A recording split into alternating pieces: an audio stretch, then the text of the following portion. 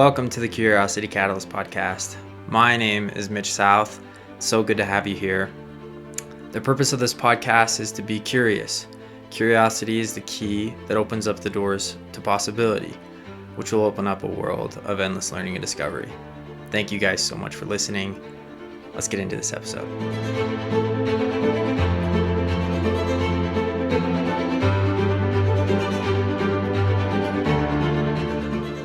What's up, guys? It's good to be back. Thanks so much for tuning in this week. I apologize. Last week I had my room was inaccessible, and so I wasn't able to record the episode. But I did write for the next 2 weeks, so we're all good to go. This week I wanted to talk a little bit about freedom. We got July 4th coming up, and I just thought it would be kind of a fun opportunity to talk about this a little bit. So the quote of the week is, Liberty means responsibility. That is why most men dread it. That was by George Bernard Shaw. So when I say the word freedom, what do you think about? How would you define the word freedom? In America, I feel like we often talk about it being the freest country on earth, right? Whenever people talk about America, especially Americans, we tend to refer to it as being the freest country. We can choose whatever we want, and we can do whatever we want. It's kind of interesting because there's a lot of meanings that are kind of mixed into the same word. The word freedom, it means more than just one definition.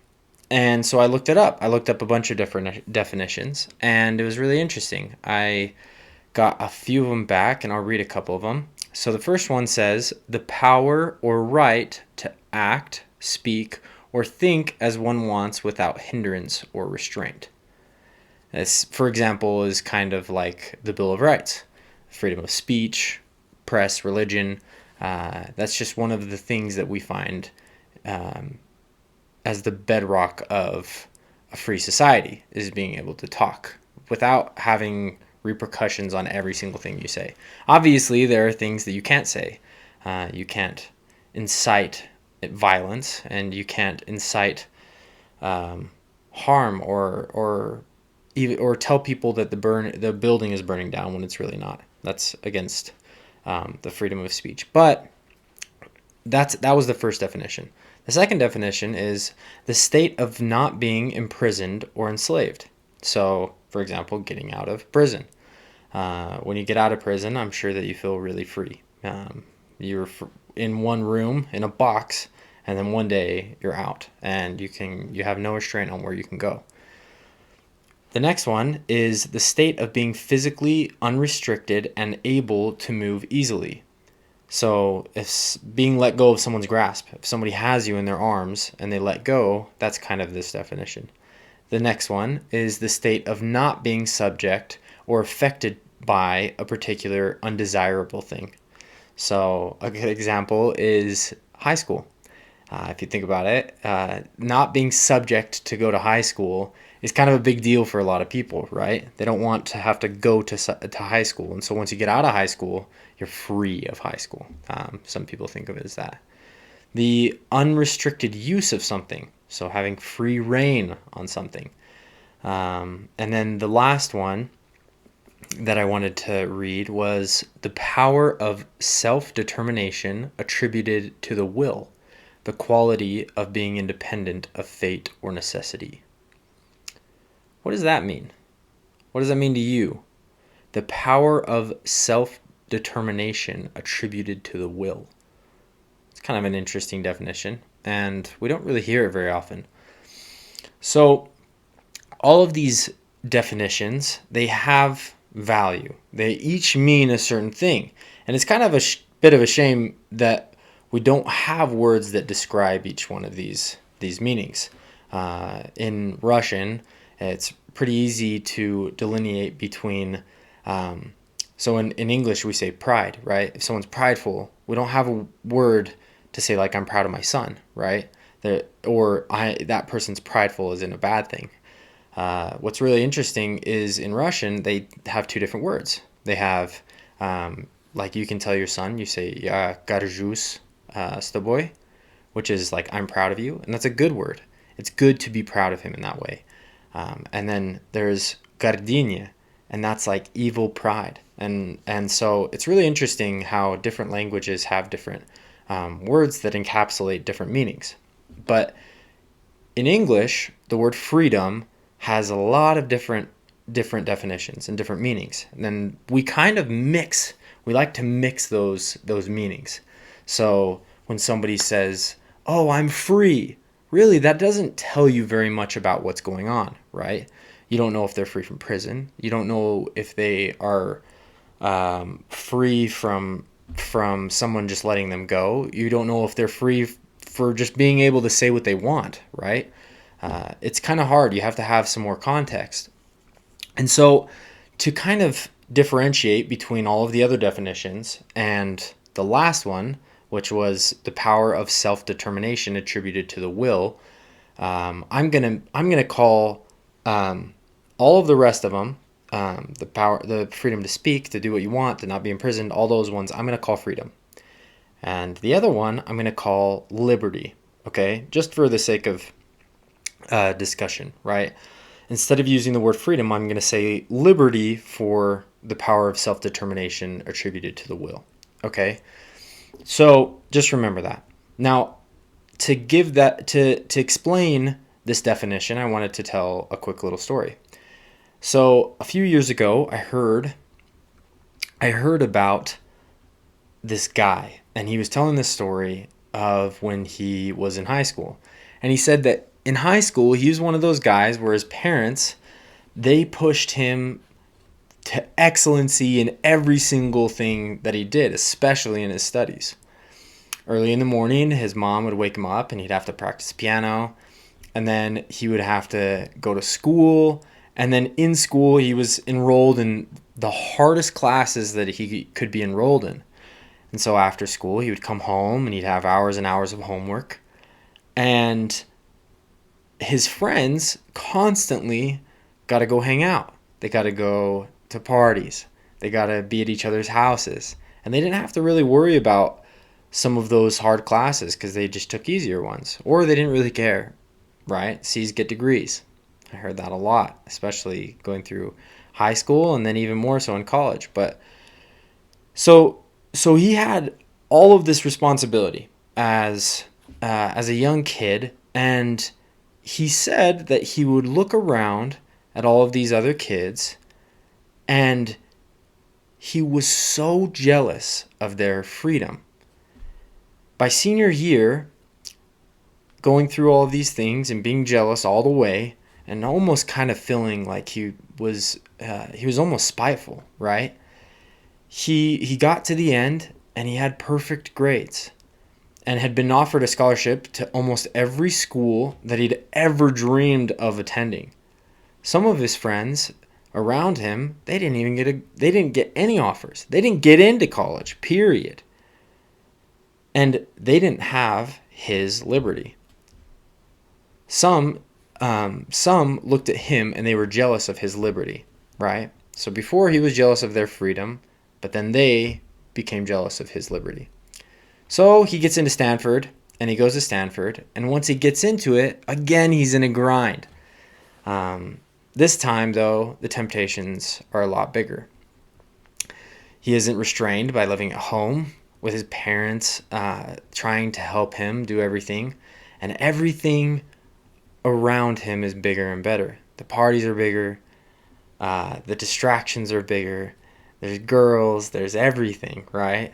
There's money. Everybody is taking advantage of these things while he is putting his nose into the grindstone. And nobody is there to help him control his freedom, right? But with some incredible self-restraint, he sticks to his goal and he grinds it out. So during this entire time, regardless of him understanding the value of liberty, he still said that he was unbelievably jealous of all these other kids. And by the end of his college, he gets to the end, and he, after the 4 years go by, he graduates with a bachelor's degree and is accepted with a full ride scholarship to almost every single med school that he wanted to go to. He had some of the best grades out of everyone in the entire school. Almost no one else had the same opportunities that he did. And so he went to med school and he was back into the grind. So it's just kind of this never-ending cycle, right? Now, hearing this story, can you tell me what the difference? Can you tell me the difference between what I called freedom and what I called liberty? The definition that I used for freedom is kind of to be unrestricted, right? It's to not be shackled with the responsibility to get good grades or to try hard. It's easy, and honestly, it's really stress-free. The definition that I used for liberty was and I'll read the previous definition, the power of self-determination attributed to will, the quality of being independent of fate or necessity. It is the power to choose. He was free to choose whatever college he wanted to go to for free. Do you think that he felt free in the middle? No. He didn't feel free when all of his friends were out doing whatever they wanted to. They didn't have to worry about homework. They didn't have to worry about good grades and all the other things. He felt like he was the most restricted person in the middle of it. He didn't feel free in that moment. But afterwards, there wasn't anyone at all in his high school that had the freedom or liberty to do what he wanted, to do what they wanted to.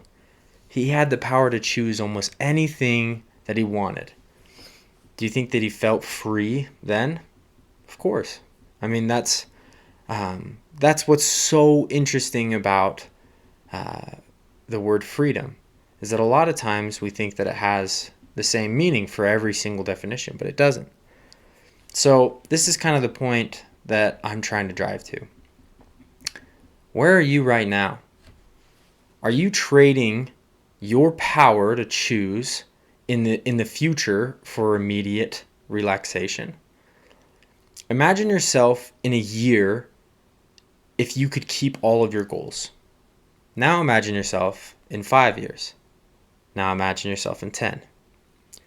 This concept can be applied to limitless problems that you're probably dealing with right now. Getting in shape, getting your dream job, making money. Think about how this applies to your situation. So, when you want to accomplish something, you have to ask yourself, are you willing, and really ask yourself this, are you willing to trade your immediate freedom for your eventual liberty? That's a question that I feel like I'm asking myself constantly. And I feel like I fail over and over, probably like you guys feel. It's something that I want to become better at. And it helps when you see examples of people like this guy who went to high school and then college and then med school, and you see how successful they were, right? You watch their success and you see their liberty, and you know that you can have that same freedom. You can have that same opportunity. So I just want you guys to really understand that your immediate freedom is sometimes just a sacrifice for your eventual liberty. And you can achieve whatever you want if you have enough sacrifices. So, anyways, thank you guys for listening. I hope you guys have a wonderful 4th of July. I just wanted to say a little something about America. I just think that we are so privileged to live where we do and to have all of the amazing freedoms that we have, right? And I'm talking about all of the definitions. We enjoy a lot of freedoms here in America that were paid for by other people. We have liberty now because other people gave up their immediate freedom, and I will forever be grateful. God bless America. I love you guys. Stay curious, and I'll see you next week. Thanks so much.